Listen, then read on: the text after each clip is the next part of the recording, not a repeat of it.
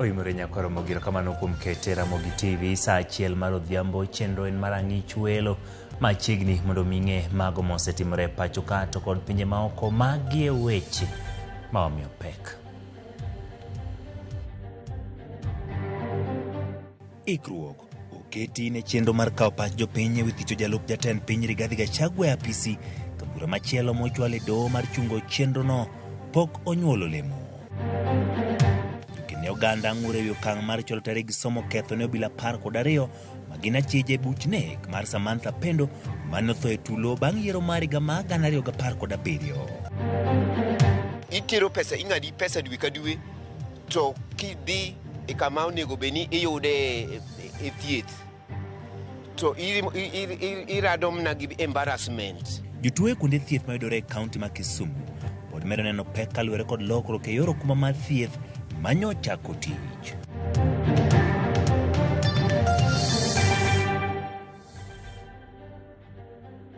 Ekoromo kaka pile nyal tudi kod layo matudruok mar 236 yudo achiel kachiel e YouTube, Facebook kachiel kod X mar Ramogi TV. Nyinga Ochieng Emmanuel, ja loko marwa en Wilson Ochuka machiegni. Doma malo kuom thuolo machielo rem chungo chenro mar thicho ko jalup jatend piny Rigathi Gachagua. E bura mar 10 mar temo reso Gachagua, okil Kamaloka Victor Swanya okwayo doho mondo chung chenro mar thicho ko Gachagua. Swanya nyiso doho ni chenro mar kawo pach jopiny ewi golo Gachagua e apisi ok ogure mise mar chik. Jafwambo marwa Chris Owino biro kolonwa e report machal kamano kendo kapok watieko weche manyien obiro kelonwa report ne weche manyien mar ang'ich welo. Kawadhi nyime weche ma otenore kod gik mamoko mabende otenore kod jatend migao mar omenda en ni od bura ma Senate ogo ombulu ma kwedo dwaro ma migao mar omenda duoko piny shillings bilion 20 omenda madhine counties kaluwore kod pek ma piny owacho nigo e choko omenda bang' ne witoko paro ma chik mar omenda mar higa ma 2024. Magi timore kinde ma jatend migao mar omenda John Mbadi orem bedo kod winjruok gi duol mar governors ma pacho kaluwore kod pok mag omenda madhine counties ma piny owacho mamalo dwani mondo oduok piny kowuok bilion 400 nyaka 380. George Batimio Waler. E romo ma obedo kind duol mar governors kod jatend migao mar omenda John Mbadi boma ma Naivasha, duol mar governors okoni ok gimor kod dwaro mar duoko piny pok madhine counties gi bilion 20 kowuok e bilion 400 manoketi motelo ne lwar mar paro mar chik mar omenda ma 2024 nyaka bilion 380 ka gikoni bilion 20 ma idwa ni ng'adi kowuok e omenda ma ichwalo ne counties owinjo bet ting' mar sirikal mamalo. After what happened with the finance bill, the DORA has been revisited. We have our view that DORA cannot be revisited. We have made our presentation to the Senate that we would not want to go down on the 400. Waziri has had us, and this is still being processed through the negotiation stages. We do hope and pray that it doesn't go below the 400. Kodwoko ng'ur mar governors, jatend migao mar omenda John Mbadi oluone kaluwore ni paro mar chik mar pok mar omenda madhine counties pok opwodhi kaka piny owacho mamalo gichwalo dwaro mar mondo tim lokruoge moko. Kata kamano ting' nitie lwet od bura mamalo kod mar Senate eneno ni ging'iyo kaka inyalo taa chenro no. You are aware that county allocation of revenue bill has not been passed. Yes, the DORA was passed, but there are now issues whether we should revisit it. As national government, we have proposed a revisit. The counties have a different opinion, but again, working together, these are issues that will be resolved by the two houses of parliament, because that is where the constitution placed the responsibility of resolving these issues. Koyango ni deko mar omenda madhine counties osebedo karocho chenro mag tend loch gwenge. Mbadi bende okoni kaka jatend migao ochiwore mar keto kenge mar neno ni omenda madhine counties ochopo e wang' saa. Last week, we transferred 31.8 billion to counties, and that is the July allocation. The law is clear that you should be transferring the previous month's allocation before or on the 15th of the succeeding month. So where we are today, actually progressing towards 15th October, it means we are in arrears of August and September. The September one has not fallen due, but the August one has fallen due. I have given my commitment that before that 15th, we'll make sure that the August one is transferred to counties. And before the end of the year, we want to regularize and be up to date. E kinde romo no Mbadi osiemo wang' jaga budget mathurka kuom bedo hinga ne yo ma piny owacho ma counties yudo godo omenda magi ka onyiso apis jaga budget mondo ne ni ok ging'wonye kwayo mag counties, tim ma osechuno moko kuom jotend migepe mag counties mondo lundach omenda ma gikwayo nyaka e boma ma Nairobi. The county governments are facing challenges of some bottlenecks, which I think the controller of budget must address. There is no reason at all why we cannot have a system where the county CECs don't come to Nairobi to follow their disbursements. It is untidy, it is not wise, and so something must be done to improve that system. The moment you delay in disbursing money to the counties must function. They have salaries to pay. They have they may delay implementing development projects, but they can't delay recurrent expenditure. Deko mar omenda madhine counties osebedo achiel kuom midhiero matend loch gwenge koni thiro chenro magi. Kata kamano penjo en kabende chik ma ogol kawuono kod jatend migawo mar omenda John Mbadi ne apis jaga budget mondo ne ni counties oyudo omenda ma gikwayo e wang' sa mowinjore biro nyago olemo kendo rido mapiyo omenda madhine counties. George Bati, Ramogi TV. Erokamano George Bati kuom lipodno. Anyuola kod joma notony e tulo mag siasa tok yiero mar higa mar 2017 manego nyathi matin ma jadweche auchiel Baby Pendo ok mor tok do chwalo nyime tarik mar obila 12 madonigo kod ketho masando gi moganda biro chopo mondo puodhre e nyim doho. Obila 12 go nodonegi kod ketho mathoth kamoting'o tiyo kod teko mokalo tong' kuom oganda rocho ratich oganda tok yiero mar higa mar 2017 kod chieng' ma kawuono onego gipuodhre e nyim doho motelo ne chako burano gima ne ok otimore. Riwruogno koro dwaro mondo burano winj mapiyo mondo oganda yud ratichgi ka Simfros Okinda nigi ler mathoth. Dwe mar abiriyo higani ng'eto mapok ne one pacho ka notim kod jang'ad bura Kanyi Kimondo manogolo chik mondo jotend obila 11 opuodhre wi tho mar nyathi matin maong'e kaka Baby Samantha Pendo mane otho e kinde apedha mar obila e kaunti ma Kisumu e tulo manomuoch tok yiero mar higa 2017. Ma ne okang' mokwongo ma doho ma pacho ka notiyo kod chike ma itiyogo e doho mar piny ngima e yalo jotend obila manotelo e apedha manotim e gwenge moko e kaunti ma Kisumu. Odiochieng' ma kawuono obila 12 nonego chop e nyim doho mamalo e kaunti ma Nairobi mondo gipuodhre e nyim jang'ad bura e wi ketho maduong' mane odonjnegigo mar rocho ratich oganda, gima kata kamano ne ok otimore. Riwruok mar Police Reforms Working Group lero ni ok gimor kod thuolo malach ma burani dhi kawo, ka gilero ni medo lewo gi burani nyalo biro tuono Baby Pendo kod jowadgi mamoko ratichgi kaluwore ni higni sani osekalo 6 to pod kwanore. Police Reforms Working Group lero ni geno margi gikete chike mapacho ka gikwayo bad sirikal mar doho kod obila mondo orum mapiyo burani kendo chiw ratiro ne jogo duto manoyudo lal e tulo matok yiero mar higa 2017. Nyaka sama ne wadhi e yamo, doho ne pok ochiwo ler e wi odiochieng' ma igeno ni obila gi biro chopo e nyim doho. Simfros Okinda, Ramogi TV. Erokamano Simfros. Komachielo jata tije mano e kambi. Jata tije e kambi mano mar jopambo Atomos nyakwar mjwang wadhi e lipot machielo. Ringre jadende Victor Muumba Muloki jariemb taxi manyocho lale boma Mombasa oyudi e kar kano ringre jomotho ma Nairobi City County ma Nairobi. Kane giloso kod jofwambo e laro mar kano ringre no, anyuola ma Victoria kotelnegi owadgi wacho ni nyogido lipot ni ringre moro ma ok ong'e nonro mare nyokele kar kano ringre no. Gino manyo miyo gichopo kanyo kendo yango ni ringre no en mar nyargi. Yango ni achich ma obila osemaka wi tho mar nyadendi en jago mapok giyango kendo ne onge tudruok gi nyadendi no. Gidwaro mondo apisas mag okwach kich otim nonro matut kendo kawo okang' ne achije ma biro bang' ka nyadendi no lal tarik 27 dwe mokalo. Ka chich maduong' judo kod nek mar Edwin Ngetich nondhi kod obila tok yude kod nyamburko ma Victoria e boma ma Nakuru.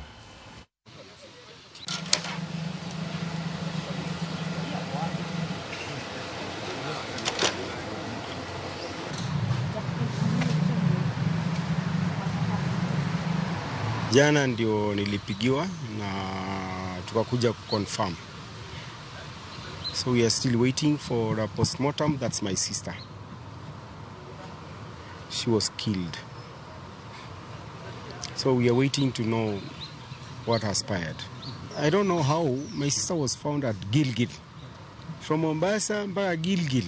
I don't know what happened. So I don't know. But it's okay. Now she's dead. I have confirmed it's her.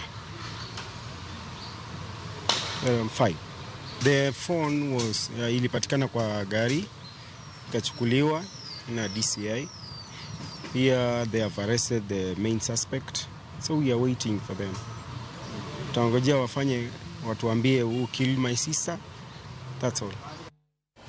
Kawadhi Mombasa, Gavana Mombasa Abdulsamad Sharif Nasir ndiko dhoge log tich mago bila mago kwach kich kotenore gi wach bembo mar rawera midoni Bruce John. Kane oloso gi jofwamb weche bang' ndiko dhoge, Nasir koni oikore machwalo min gi bende mondo odhi ondik dhoge ka dipo ni obila biro dwaro ni otim kamano. Koni tim bembo mane otim rawera majigni 25 ok ni kare kata matin, ka en bende koro jiwo jogo man kod lipot makidekle adiera mar wach mondo mi ochwal ne obila madra tich rawera. Nasir ne ondiko dhoge bang' obila matimo nonro ewi wach ma kochno koni gavana no kaachiel kod min gi bende itudo kod wachno miyo gibiro dwaro ni gidhi gindik dhogi ewi gima ging'eyo e wachno.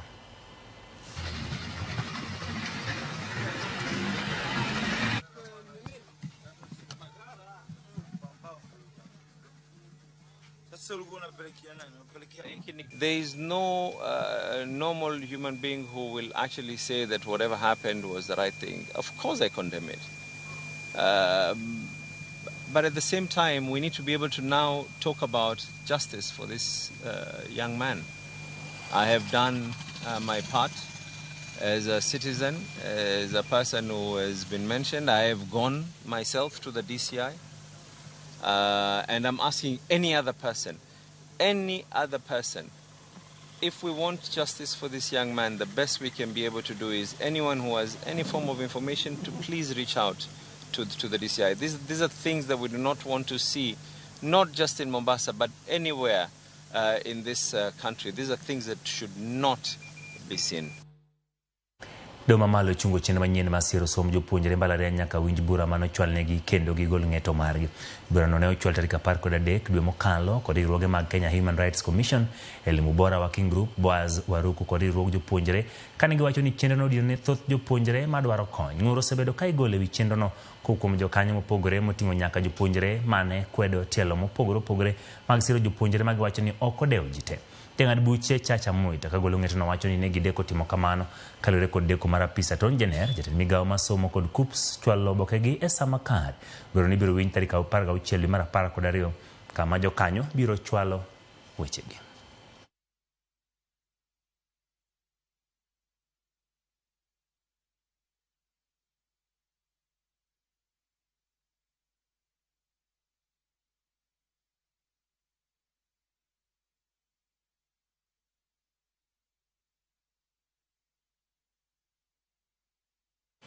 Mbalariany ma Moi olor apoya kendo ka jopuonjre duto michikni odhi pacho kuom thuolo moko yangore ma en kaluwore gi ng'anyo mar jopuonj to kod jopuonjre e mbalarianyno.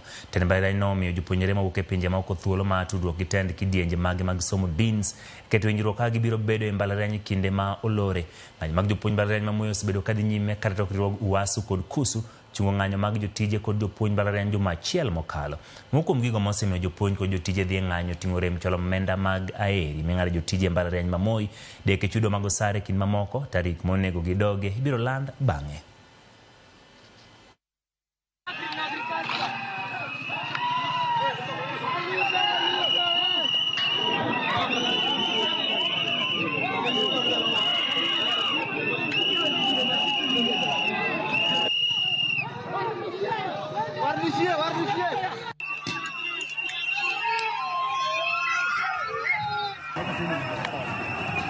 Oya, tuharakishe. Koro mogi gi lipot motenore kod ng'anyo ma bende otim e mbalariany ma Moi no ema tero iyo mokon. Kata kamano kik idhi mabor, pod wantiere kod mathoth moikoni chenro mar Ang'ichwelo.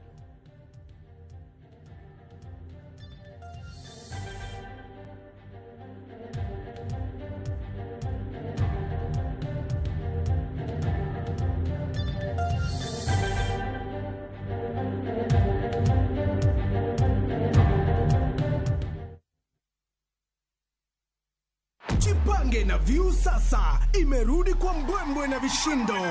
Jipange leo kwa nafasi ya kujishindia mamilioni ya pesa.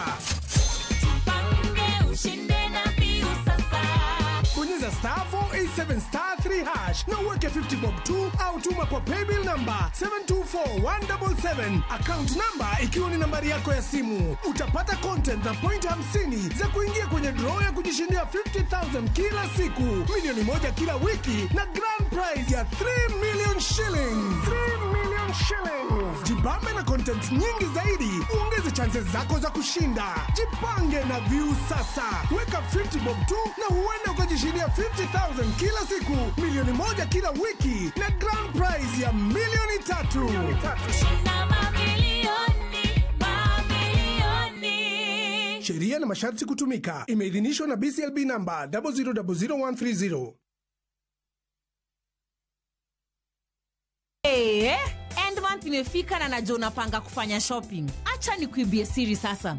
Citizen Duka, the home of discounts, inakuletea this week's Mama Mpenzi package na inatoka Quickmart. 500 ml na Rumoru milk 104 down to 88 shillings. Quick Choice sugar 2 kgs 259 down to 239. Golden Fry cooking oil 3 liters 1050 down to 799. Soko maize meal flour 2 kgs mbili 268 down to 238. Ajab home baking flour 2 kgs 172 down to 159. Salt 1 kg 42 down to 39. Sunrise basmati rice 2 kgs 767 down to 636. Baraka chai 500 grams 245 down to 175. Packing bag 40 shillings. Ukinunua hii package ukitumia Citizen Duka utalipa only 2,416 shillings, meaning utasave 541 shillings. Piga *487*5# na ulipe saizi ka stock bado iko. Ukishalipa utapata confirmation message. This means that you can go to Citizen Duka counter ya any Quickmart supermarket yenye iko karibu na wewe and you get to collect your product. Unangoja nini? Si ulipe saizi ka stock bado iko na enjoy discount yako. Citizen Duka, the home of discount.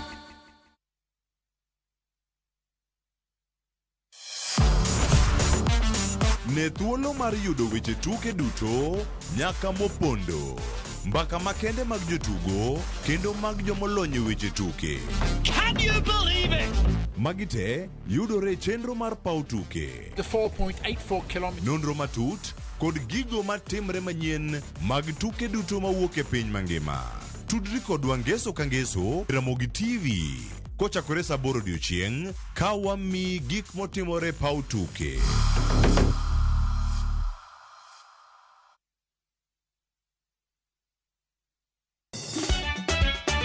Tugo koro eka iye ochacho.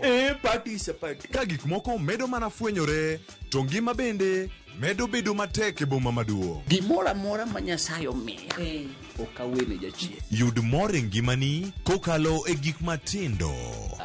Onge ka mwaluoro bwana chiel chunye ni wakete pilo wacha. Miane ngima nyar kochia.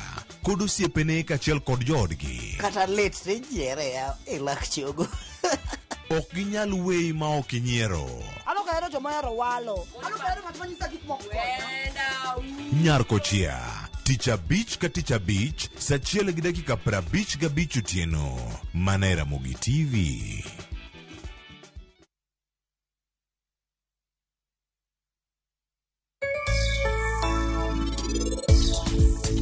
Ng'eny kabisa. Sani an gi tong ma about 26 trays per day, but I can't meet my demand. Kita demand mamalo kabisa. Makapanya do joma kumanya timo halano, to gikelo tong to ariyo kamera chiel to auso, manyalo dhi mbele ber.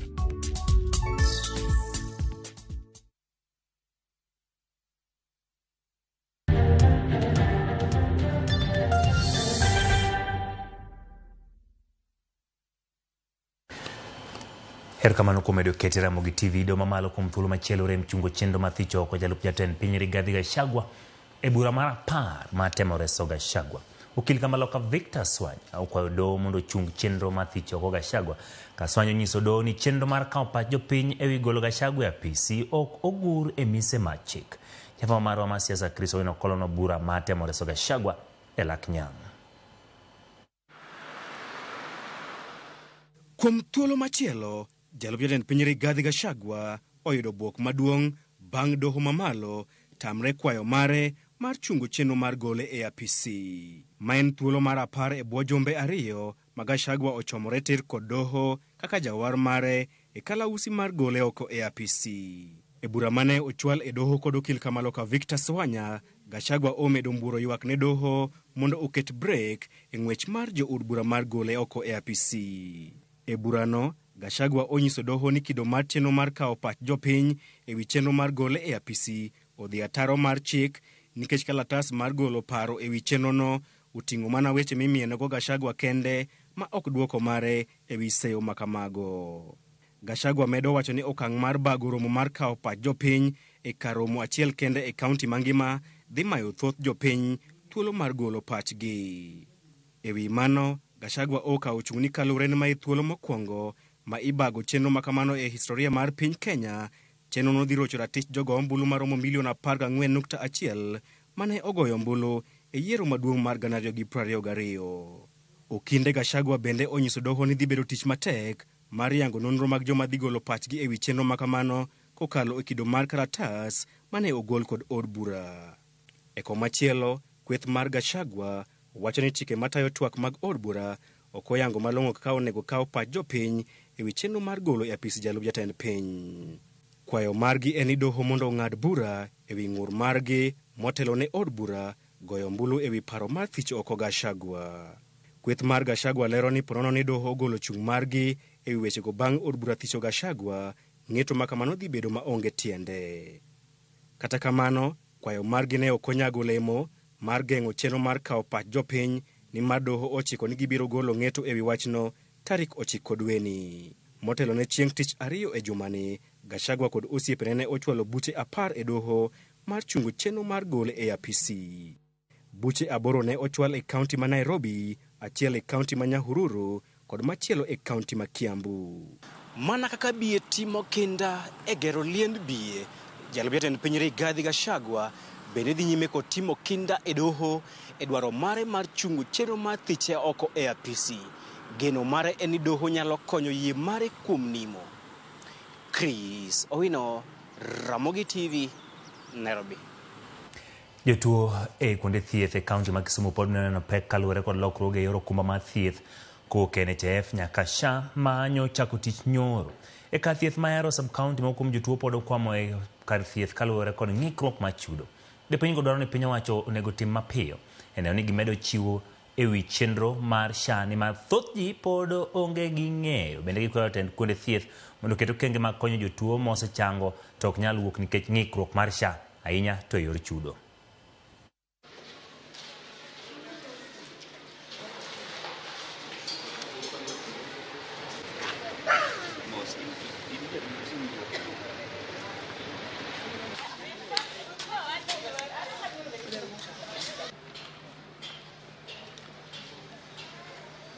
na sen register gi National Hospital Insurance Fund to aluor wach mar SHA mobiro nie. For one, aluore nikech treatment mancha no wayudo e National Social Security Fund, National Social Security Fund cha nyocha rach kabisa. Nikech inyalo nwango ka itero pesa, ing'adi pesa dwe ka dwe, to kidhi e kama onego beni iyude e thieth to irado mna gi embarrassment. Nyocha kelo minot, nyocha nogole paponditi tere katito medical, koro nogole nikech the problem mane ntiere go, koro nokele Ahero kae, koro nyo konyore to kaka nyalo gole onge pesa mara mora. Nyocha tiyo gi Linda Mama, koro manchi wang'e ne onyalo biro wuok godo, koro no achopo ka to ayudo ni koro kosekonyore to koro konya wuok gi Linda Mama no Ahero. Ka wadhi nyime, maromo 3 mag mine ma wuok e kaunti ma Migori mago mapek ok dhi e klinik kaluwore kod lipot mogol kod migawo mar thieth e kaunti ma Migori. Ma osetudi kod kwan mamalo ma nyithindo minyuolo kod kute mag ayaki ma sani ochung' e 6% e kaunti no. Jojuma Miomale.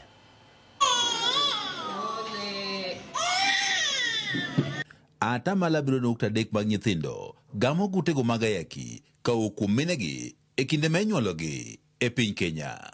Kwan nyithindogo magamo kutego mag ayaki e kinde menyuologi e kaunti ma Migori en 6%, ka bende kaunti ma Migori en achiel kuom kauntis matin e piny Kenya ma osego okang' makare e kedo kod landruok mag kutego mag ayaki kowuok kuom miyo nyaka nyathine. John Steve Oyugi, matiyo bad migaono mar thieth ma ong'ere kaka National Syndemic and Disease Control Council, wach ni piny Kenya nitie lai makare mar duoko piny kwan nyithindogo magamo kutego mag ayaki e kinde ma inyuologi, ka bende kod jo migepe mondo koro nywak lwedo. There are category of mothers who are not even aware of the existence of this program. There are those who are aware, but for one reason or the other fail to take it up. So I'm seeing sensitization on the same would work the magic. Piny Kenya geto duoko piny kwa nyithindo magamo kutego mag ayaki e kinde ma inyuologi nyaka matin ni 5% ka oromo higa mar 2027. Jolony wechego mag thieth yango ni kwan mine mathoth ma odak kod kutego mag ayaki tok dhi e klinik e kinde ma giyach gin moko kuom gigo mosethiro okenge mar duoko kwan nyithindogo magamo kutego mag ayaki e kinde menyuologi. Mothers who are initiated into treatment somehow drop off the treatment, and therefore they run the risk of infecting their unborn babies. And that's about slightly around 30%. Diuko Tieno, materwogno mar Kenya Legal and Ethical Issues Network on HIV/AIDS kata Kelin, wacho ni pek yudo yedhe mageng'o landruok mag kutego mag ayaki ma ong'ere kaka PrEP ne mine mang'awo bende osethiro chenro mag kedo kod landruok mag kutego mag ayaki kowuok kuom miyo nyaka nyathine. We as Kelin, we are at the forefront trying to make sure that medicine that are used even in mother-to-child transmission are affordable, accessible and available to the people. Apisa mochune chenrono mag kedo kod landruok mag kutego mag ayaki kowuok kuom miyo nyaka nyathi e kaunti ma Migori Caroline Odera wach nitiere 3% mag mine ma pod ok dhi e klinik e kaunti ma Migori e kinde mag yach. Wantiere gi 3% mag mine manitiere e community oko manigi ich kendo dhodho nyithindo to pok giwayi dhi e klinik. Mine gi eki gine magi githoro miyo kute gi eki gamre koa kuomgi kadhi kuom nyithindgi. Lipot bende yango ni thoth rawere ma omako ich ka hikgi ohiu oluoro dhi e klinik, gino bende koro miyo mago ma odak kod kute mag ayaki keyo kutegi ne nyithindgi. Kaluwore gi kalenda mag skul, seche moko ok giyud thuolo mar dhi e klinik, to bedo bende ni pod gin tindo gi joma tindo gin gi luoro mar dhi e klinik. Migawo mar thieth e kaunti ma Migori yango nigi tiyo kod yore mopogore opogore mar duoko piny kwan nyithindogo magamo kutego mag ayaki e kinde ma inyuologi ma oting'o neno ne mine onyuolo osiptende. Miyo biro e osiptal to yud ka oonge koda kute mag ayaki, lakini en koda ng'aw mar gamo kute gi eki, wamiye yedhe go mwaluongo ni PrEP mondo mi waensure ni wageng'o kute mag ayaki kuom chopo irgi e kinde ma gin gi ich kendo gidhodho ma gikone bro dhi to gamore ir nyithindo. Piny Kenya ne geto duoko piny kwan nyithindogo magamo kutego mag kinde ma inyuologi nyaka matin ni 5% ka oromo higa mar 2020. Kata kamano ma ok ne ochopie. George Juma, Ramogi TV, Migori. Familia moro e gweng' ma Nyasiwe kar chungur bura ma North Mugirango nigi luoro kod kibaji wingi magi toknek magalagala ma ji 6 anyuolagi. Lipot ma machiegni tich ariyo Jen Nyaboke Onyoni majegni 67 kod nyithinde Edna Monyangi majegni 39 gi Lona Kerubo majegni 45 nyocha yudi ka ode e kuonde mopogore opogore kaunti no. Familia no wacho ni kopogore gi ji 3 e thuolo mar dwe achiel gi siko ji 2 mano yudi ka onegi. Giywago kony kowuok kuom piny owacho ka gise apisas mag obila kuom yulo kendo umo wang'gi ne lipode ma gisegoyo.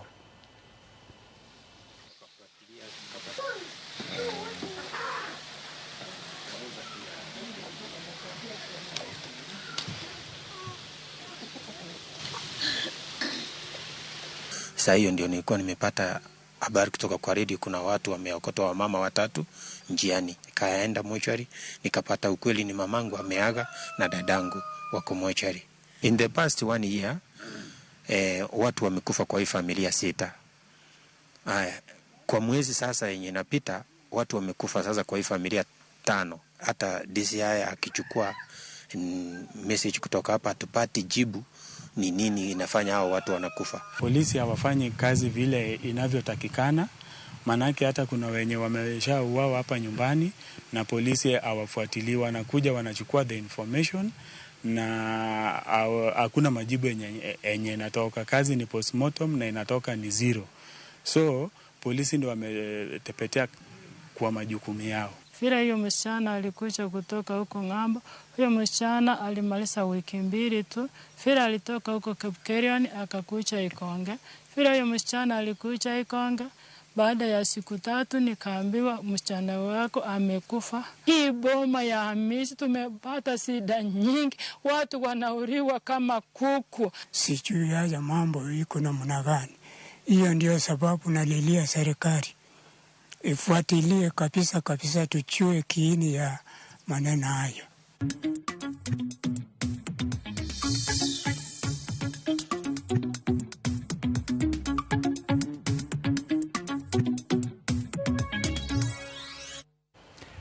Machiegni bad migawo malupo ketho nede mag lupo machiko oko puodho ma okelo moko puodhi mane ogiromo shillings milion 6 mane gimako e dho wedhe manie kaunti ma Homa Bay. Pedha ma tieko gige kiluwa maricho e nam Lolwe ma migawo no osebedo katimo. Nedego ne owang' e boma ma Homa Bay bang' ka doho ma Homa Bay ne osechiwo chik mondo miwang' nedego mosebedi ka okane tesend obila ma Homa Bay nyaka ne makgi e dho wedhe. Nedego ne omak e dho wedhe mopogore opogore kar chung od bura ma Suba North gi Homa Bay Town. Pedha ma kanyakla ma migawo malupo gi obila timo ma tieko kiluwa maricho e nam Lolwe. Pisase migawo no mane otelo chendo mawang'o nedego ne ogolo siem ne tend dho wedhe kaunti ma Homa Bay magiwacho ni emosebedo ka nyawo kiluwa maricho e nam, ka giwacho ni ok gibiyie mondo chike matayo lupe nam Lolwe okethi. Kenya nigi 600 kende mar namni. 94% opogi gi Tanzania gi Uganda. To jowa machimo gi namni ng'eny. Omiyo rech rumo. Arita machiko osebedo marach. BMU network monego bed ni ema kao kipaumbele rito namni timo mna gik moko nono. Ji nyalo neno kaka menena lupo ma simple, kenena lupo ma simple. Magi yore mag konyruok mag oganda. Namni pidho hundreds of thousands of families e region ni. Omiyo akwa jotelo duto wariure lwedo mondo warit namwani to jolupo wabe jowa malupe nam obed responsible fishers. Dero irito. Ok diango beda gi watiyo go careless ni marech gi matindo tindo goda riyo kae. Nyipu kerech matindo tindika ipuka puke tie god. Kiny no chama ngo. Ok ni ji ng'eny nam ahinya, lakini nikech kiluwa marach matieko rech e nam. Ka ung'iyo nede ma no make gi amuoge gi, gin giywayo nyaka tong' rech. Kech en rech en net monego bed ni makago mene dir nam. Tiyudo ka oloke kuri ywaye e tie nam, e lak nam kama tong' rech nitie, nyithi rech matindo nitiere. Kadhi nyime kambi ma Kenya Railways oyawo yanga bogi mar gach reru ma SGR midendo ni Premium Class Service ma ibiro tigodo kod jowuoth matiyo gi SGR kadhi e boma ma Mombasa. Jatije kambi ma Kenya Railways kod jatend migawo mar wuoth Penny Davis Chirchir ne otelo nyasi no mane otimore e stend gach okolo ma Nairobi. Ne gitiyo gi thuolo no mar nyiso kit lony motigodo bero kombe mag gach reru no. Bende ne giyawo tesende mamoko mag gach reru e alwora ma Nairobi. Kendo ka geno ni kambi ma Kenya Railways biro tieko gero tesende mamoko 32 e alwora ma Nairobi ma giduto kaluwore gi tend migawo mar wuoth kod Penny biro bero chenro mag wuoth kod ohala bende kaunti ma Nairobi kod mago ma Libamba.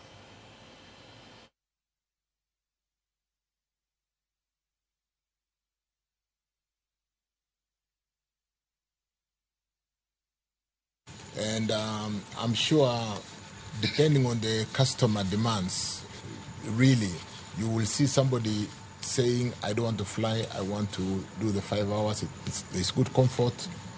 You can work because of the level of comfort.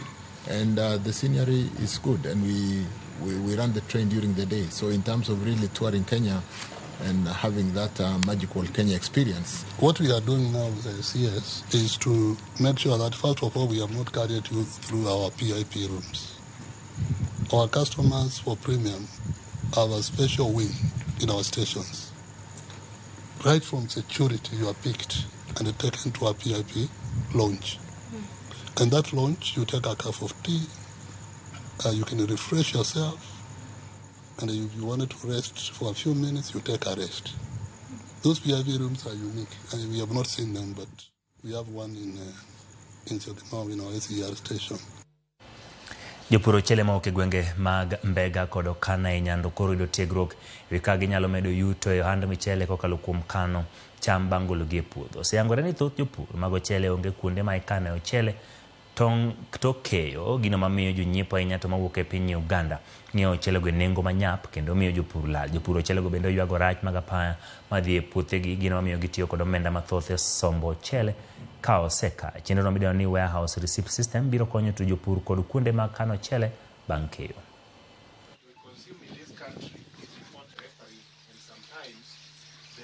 Wamor gi puonjruok ma kawuono nikech wayudo ni the market kata bech mchele wan gi wegi kaka farmers wan wanyalo loso.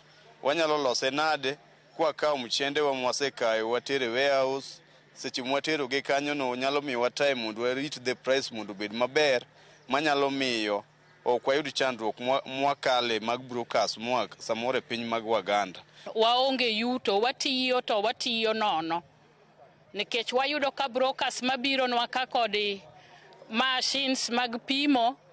Anyalo yudo ng'at mokwongo golo na kilo mar gunia mar 90 kg, ogolo na to wuok na 65. Ng'at machielo kabiro kochaka golo michele achiel ni atere kilo machielo tayude at 85. Koro manyiso ni wan kod chandruok to wasewinjo kama chandruok ni sirikal ok losnwa nengo. Gimiyowa puonj maber kendo gimedo jiwowa, wamedo bedo gi ng'eyo mane waonge godo e wach warehouse. Kano ka en kama pi pong'o, ma ka pi opong'o ka to kata kumich kane mchele no pi donjo makethi. Koro wageni ni by December jopur moko dhi bedo ni oseketo mchele e warehouses mondo wakonygi manyo chiro maber mondo kik hinygi gi jong'iepo mana maka nikech bei ma oko ginya neno.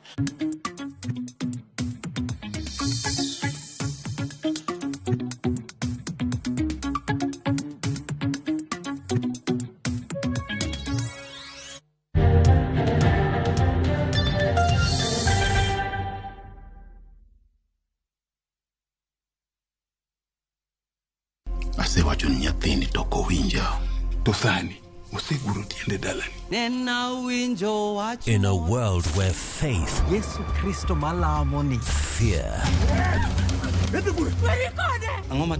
sacrifice, and the complexities of father-son relationship collide, the son must choose his path and his own legacy.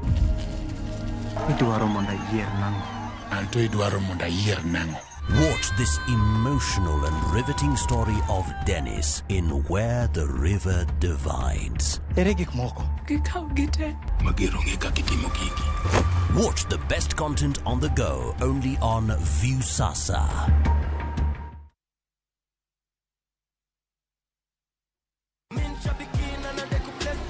Brate, huu mwezi usiache life ikuweke kwa kona. Kama hivi Shabiki.com tukupeleke na rada Boost account yako na 3 million in cash prizes on Shabiki Aviator. Kaza ndege yako to the highest multiplier, shinda 50,000 kila siku, halafu grand prize ya 350,000 Kenya shillings kila wiki. Runway iko so clear. Usiache pesa ikupite. Jiomoshe na Shabiki Aviator. Shinda 3 million in cash prizes. Not for persons under the age of 18. Authorized and regulated by BCLB license number 428.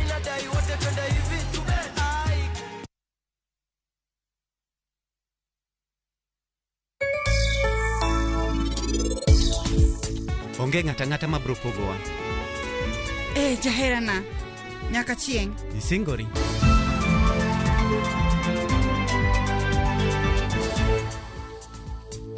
Ushindi with new enzyme technology tackles even the toughest stains. Ushindi, powerful stain removal, because legends deserve a winning clean. That's the clean of legends.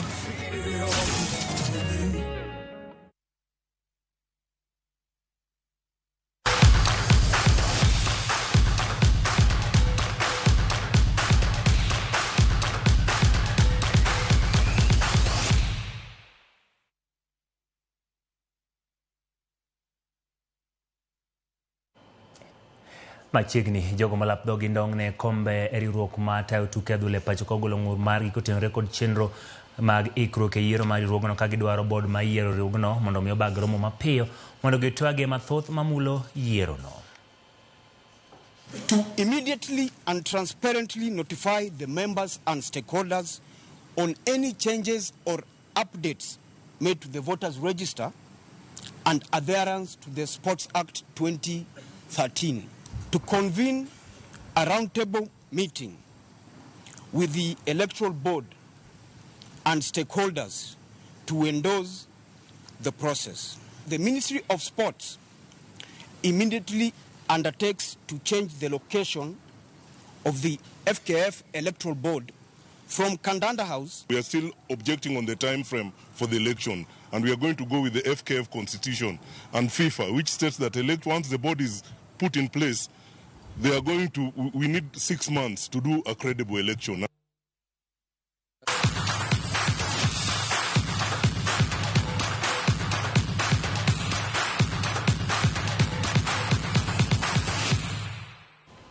Eno kamano nyakoro magkombedo kode chakruok nyaka giko e chenro mar ang'ich welo mage ma wan gi thuolo mar ikoni gi lak sechegi tudri kodwa kanyo kendo koro mos adek e chenro mar oimore nyinga Uchengi Manuel jaloko marwa ne en Wilson Ochuka.